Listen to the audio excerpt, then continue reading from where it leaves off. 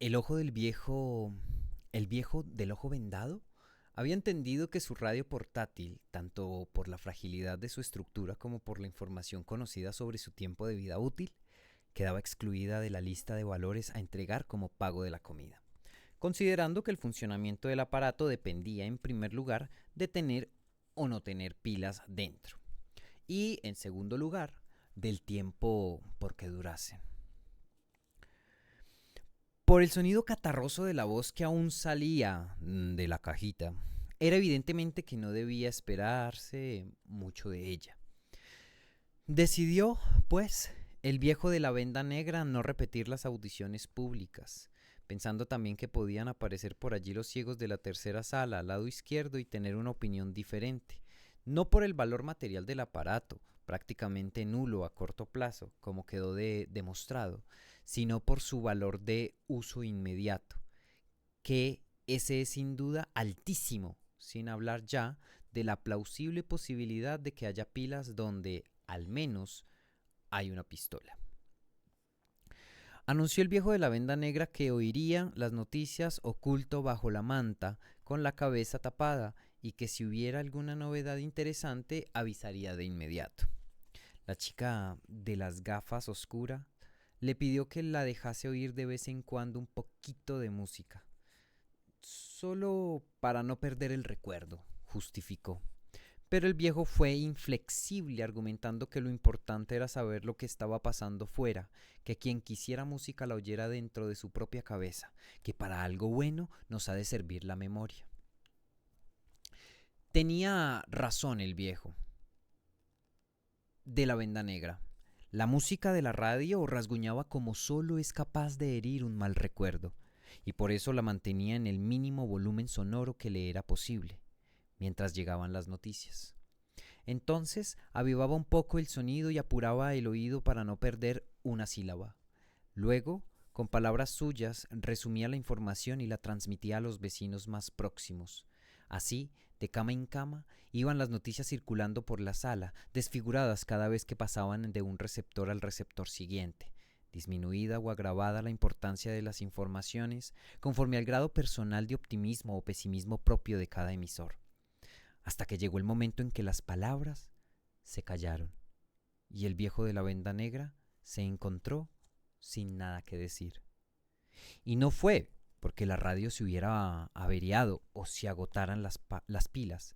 La experiencia de la vida y de las vidas cabalmente demuestra que al tiempo no hay quien lo gobierne. Parecía que este aparato iba a durar poco y alguien tuvo que callarse antes que él. A lo largo de todo el primer día vivido bajo la garra de los ciegos malvados, el viejo de la venda negra había estado oyendo las noticias y pasándoselas a los otros, rebatiendo por su cuenta la obvia falsedad de los optimistas vaticinios oficiales, y ahora, avanzada la noche, con la cabeza al fin fuera de la manta, aplicaba el oído a la ronquera en que la débil alimentación eléctrica de la radio convertía la voz del locutor, cuando, de súbito, lo oyó gritar: ¡Estoy ciego! Después el ruido de algo que chocaba violentamente contra el micrófono, una secuencia precipitada de rumores confusos, exclamaciones y, de repente, el silencio. Se había callado la única emisoria de radio que se podía captar desde allí dentro. Durante mucho tiempo se mantuvo el viejo de la ventana negra con la oreja pegada a la caja ahora inerte, como si esperara el regreso de la voz y el resto de las noticias. Sin embargo, adivinaba, sabía que la voz no regresaría. El mal blanco no cegó solo al locutor. Como un reguero de pólvora, había alcanzado rápida y sucesivamente a todos cuanto en la emisora se encontraba. Entonces, el viejo de la venda negra dejó caer el aparato al suelo. Los ciegos malvados, si viniesen a la rebatiña, buscando joyas escondidas, encontrarían confirmada la razón, si en tal cosa habían pensado, de por qué no habían incluido las radios portátiles en la lista de objetos de valor. El viejo de la venda negra se cubrió la cabeza con la manta para poder llorar a gusto. Poco a poco, bajo la luz amarillenta y sucia de las débiles bombillas, la sala fundiéndose en un profundo sueño, reconfortados los cuerpos por las 3 refecciones del día, como raramente antes ocurriera. Si siguen así las cosas, acabaremos una vez más por llegar a la conclusión de que hasta en los peores males es posible hallar una ración suficiente de bien para que podamos soportar esos males con paciencia, lo que trasladado a la presente situación significa que contrariamente a las primeras inquietantes previsiones, la concentración de los alimentos en una sola entidad robadora y distribuidora tenía, al fin, sus aspectos positivos, por mucho que se quejaran algunos idealistas que hubieran preferido continuar luchando por la vida con sus propios medios, aunque por esa obstinación tuvieran que pasar algún hambre. Descuidados del día de mañana, olvidando que quien paga por adelantado siempre acaba mal servido, la mayoría de los ciegos en todas las salas dormían a pierna suelta. Otros, cansados de buscar sin resultado una salida honrosa a los vejámenes sufridos, fueron también quedándose dormidos, soñando con días mejores que los presentes, más libres y no más hartos. Solo en la primera sala del lado derecho la mujer del médico estaba en vela, tumbada en la cama. Pensaba en lo que había contado el marido cuando creyó que entre los ciegos ladrones había uno que veía, alguien que podrían utilizar como espía. Era curioso que no hubieran vuelto a hablar del asunto, como si al médico lo que hace el hábito no se le hubiese ocurrido que su propia mujer seguía viendo. Lo pensó ella, pero se calló. No quiso pronunciar palabras obvias. ¿Eso qué? Irremediablemente no podrá hacer él, lo podría hacer yo. ¿Qué? Preguntaría el médico, fingiendo no entender. Ahora, con los ojos clavados en las tijeras colgadas de la pared, la mujer del médico se preguntaba a sí misma: ¿de qué me sirve ver? Le servía para saber del horror más de lo que hubiera podido imaginar alguna vez. Le servía para desear estar ciega, nada más que para eso. Con un movimiento cauteloso, se sentó en la cama. Ante ella estaban durmiendo la chica de las gafas oscuras y el niño estrábico. Se dio cuenta de que las dos camas estaban muy próximas. La chica había empujado la suya, sin duda, para estar más cerca del pequeño, si él necesitaba consuelo o que le secaran las lágrimas por la falta de una madre perdida. ¿Cómo no se me ocurrió?, pensó. Podía haber unido ya nuestras camas, dormiríamos juntos, sin estar con la constante preocupación de que él pueda caerse de la cama. Miró al marido, que dormía pesadamente en un sueño de puro agotamiento. No llegó a decirle que había traído las tijeras, que un día de estos le arreglaría la barba. Es trabajo que hasta un ciego puede hacer, siempre que no acerque demasiado las láminas a la piel. Se dio a sí misma una buena justificación para no hablarle de la tijera. Después vendrían todos los hombres, no haría otra cosa que cortar barbas. Rodó el cuerpo hacia afuera, asentó los pies en el suelo, buscó los zapatos. Cuando iba a calzárselos, se detuvo. Los miró fijamente. Después movió la cabeza y, sin ruido, los dejó en el suelo. Pasó al corredor entre las camas y fue andando lentamente en dirección a la puerta de la sala. Los pies descalzos sentían la inmundicia pegajosa del suelo, pero ella sabía que fuera, en los pasillos, sería mucho peor. Iba mirando a un lado y a otro por si encontraba algún ciego despierto. Aunque hubiera alguno vigilando toda la sala, no tenía importancia, con tal de que no hiciese ruido. Y por más que lo hiciese, sabemos a cuánto obligan las necesidades del cuerpo que no escogen horas.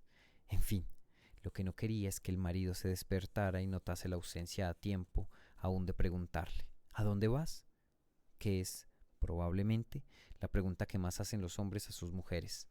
La otra es: ¿dónde has estado? Una de las ciegas estaba sentada en la cama con la espalda apoyada en la cabecera. la mirada vacía clavada en la pared de enfrente sin conseguir alcanzarla. La mujer del médico se detuvo un momento, como si dudara tocar aquel hilo invisible que flotaba en el aire, como si un simple contacto pudiera destruirlo irremediablemente. La ciega alzó el brazo, debía de haber percibido una leve vibración de la atmósfera. Después lo dejó caer, desinteresada. Le bastaba con no poder dormir por culpa de los ronquidos del vecino. La mujer del médico continuó andando cada vez más deprisa a medida que se aproximaba a la puerta. Antes de seguir en dirección al zaguán, miró a lo largo del corredor que llevaba a las otras salas de este lado. Más adelante estaban las letrinas y al fin la cocina y el refectorio. Había ciegos tumbados junto a las paredes. Eran de aquellos que a la llegada no fueron capaces de conquistar una cama, o porque en el salto se quedaron atrás, o porque les faltaron fuerzas para disputarla y vencer en la lucha. A 10 metros, un ciego estaba tumbado encima de una ciega. Él, aprisionado entre las piernas de ella, lo hacían lo más discretamente que podían. Eran de los discretos en público, pero no necesitaba tener el oído muy apurado para saber en qué se ocupaban. Mucho menos cuando uno y otro no pudieron reprimir los jadeos y los gemidos, alguna palabra inarticulada, que son señales de que todo aquello estaba a punto de acabar. La mujer del médico se quedó parada mirándolos. No por envidia, no, que tenía su marido y la satisfacción que él le daba, sino por causa de una impresión de otra naturaleza, para la que no encontraba nombre. Podría ser un sentimiento de simpatía, como si estuviera pensando en decirles: no se preocupen, sigan, también sé yo lo que es eso. Podría ser un sentimiento de compasión. Aunque ese instante de goce supremo pudiera duraros la vida entera, nunca los dos que sois podréis llegar a ser uno solo. El ciego y la ciega descansaban ahora, separados ya, uno al lado del otro, pero seguían cogidos de la mano. Eran jóvenes, tal vez novios. Fueron al cine y allí se quedaron ciegos, o a un azar milagroso los juntó aquí. Y siendo así, ¿cómo se reconocieron? Vaya por Dios, por las voces, hombre, por las voces. Que no es solo la voz de la sangre la que no necesita ojos. El amor, que dicen que es ciego, tiene también su palabra que decir. Lo más probable, con todo, es que los hubieran atrapado al mismo tiempo en una redada de ciegos. En ese caso, las manos enlazadas no son de ahora, están así desde el principio.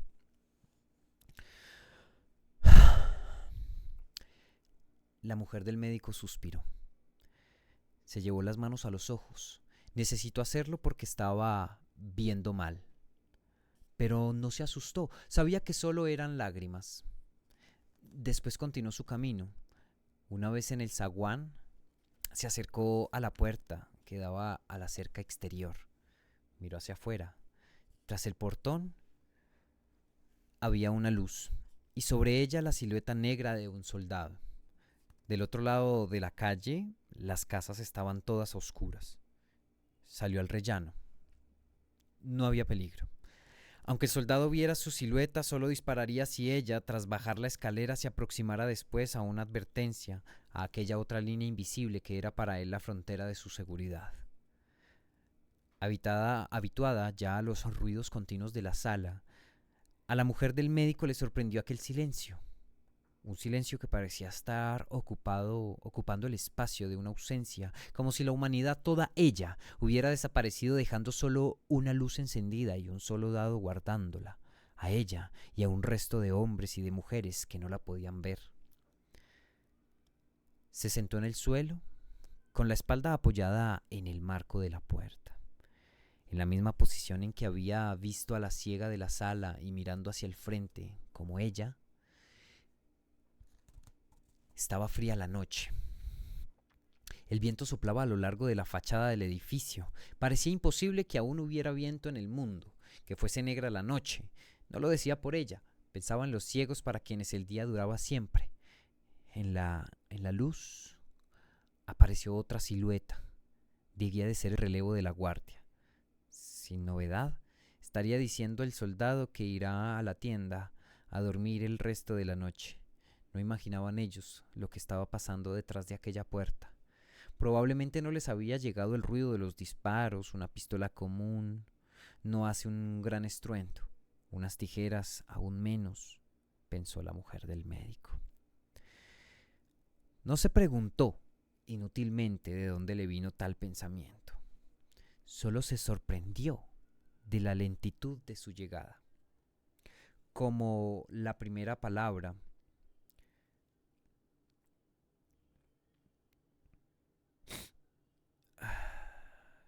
y como después encontró que el pensamiento ya estaba allí, donde quiera que fuese, y solo le faltaban las palabras, como un cuerpo que buscase en la cama la concavidad que había sido preparada para él por la simple idea de acostarse. El soldado se acercó al portón, pese a estar a contraluz, se nota que mira hacia este lado. Debe de haber reparado en aquel bulto inmóvil, pero no hay luz bastante para distinguir que es una mujer sentada en el suelo, con los brazos agarrando las piernas y el mentón apoyado en las rodillas.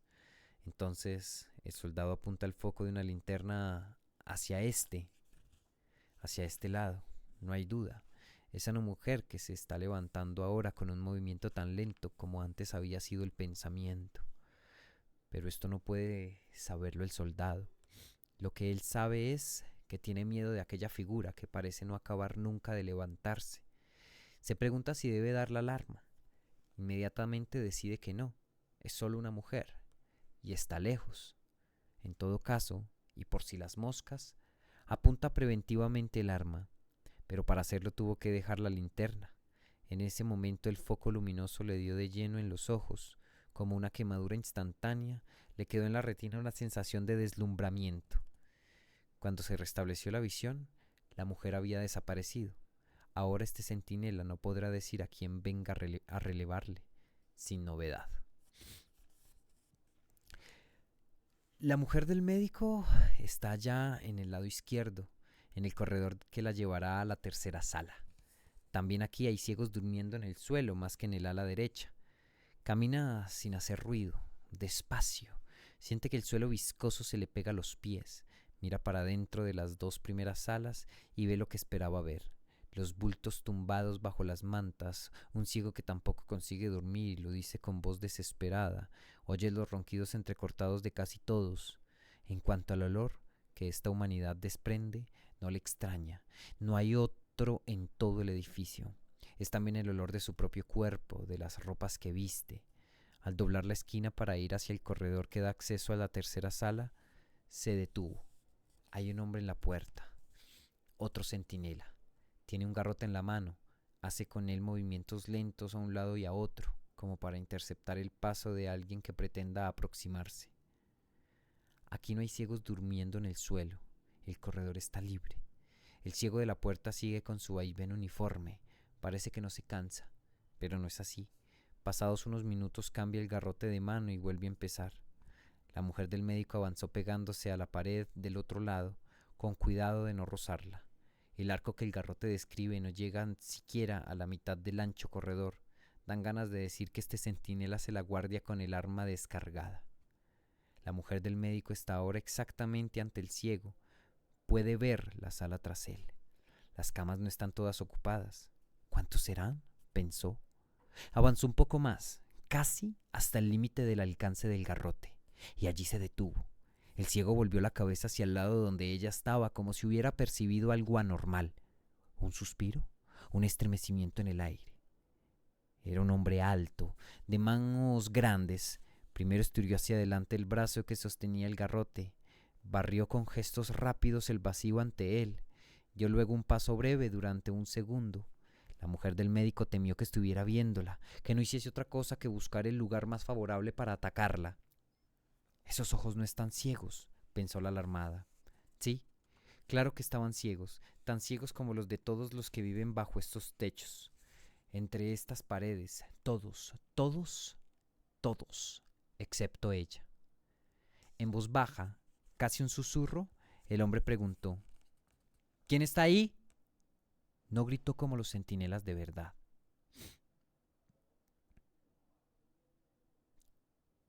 ¿Quién vive? La respuesta sería, gente de paz. Y él diría, pase de largo. No fue así como ocurrieron las cosas. Solo movió la cabeza como si se respondiera a sí mismo. ¡Ah, qué locura! Aquí no puede haber nadie. A estas horas está todo el mundo durmiendo. Palpando con la mano libre, retrocedió y tranquilizado por sus propias palabras dejó caer los brazos. Tenía sueño. Llevaba mucho tiempo esperando al compañero que viniese a relevarlo, pero para eso era preciso que el otro, a la voz interior del deber, se despertase por sí mismo, que allí no había despertadores ni manera alguna de usarlos. Cautelosamente, la mujer del médico se acercó a la otra jamba y miró hacia adentro. La sala no estaba llena. Hizo un recuento rápido. Le pareció que debía de ser unos 19 o 20. En el fondo vio unas cuantas cajas de comida apiladas, otras estaban encima de las camas desocupadas. Era de esperar. No dan toda la comida que reciben, pensó. El ciego pareció otra vez inquieto, pero no hizo ningún movimiento para investigar. Pasaban los minutos, se oyó una tos fuerte de fumador, llegada de dentro. El ciego volvió la cabeza ansioso. Al fin podría irse a dormir. Ninguno de los que estaban acostados se levantó.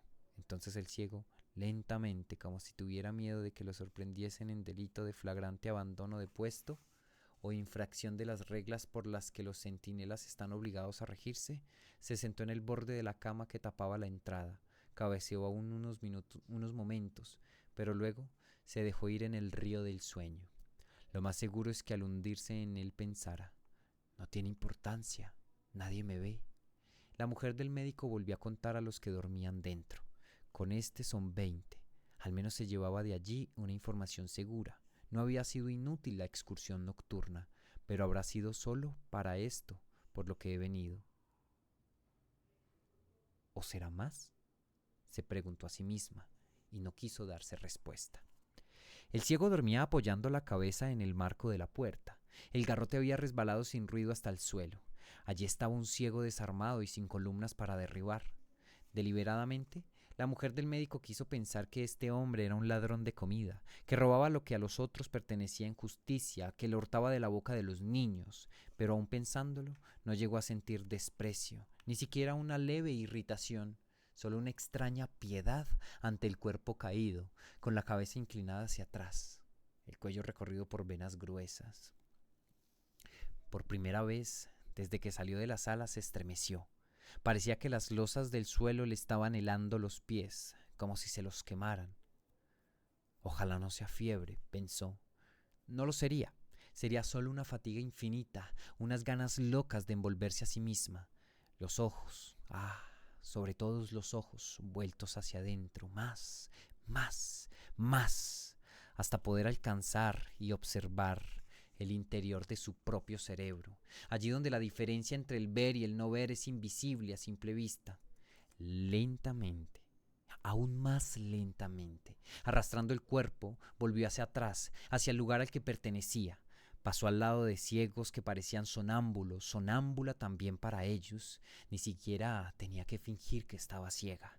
Los ciegos enamorados ya no tenían las manos enlazadas, dormían tumbados de lado, encogidos para conservar el calor.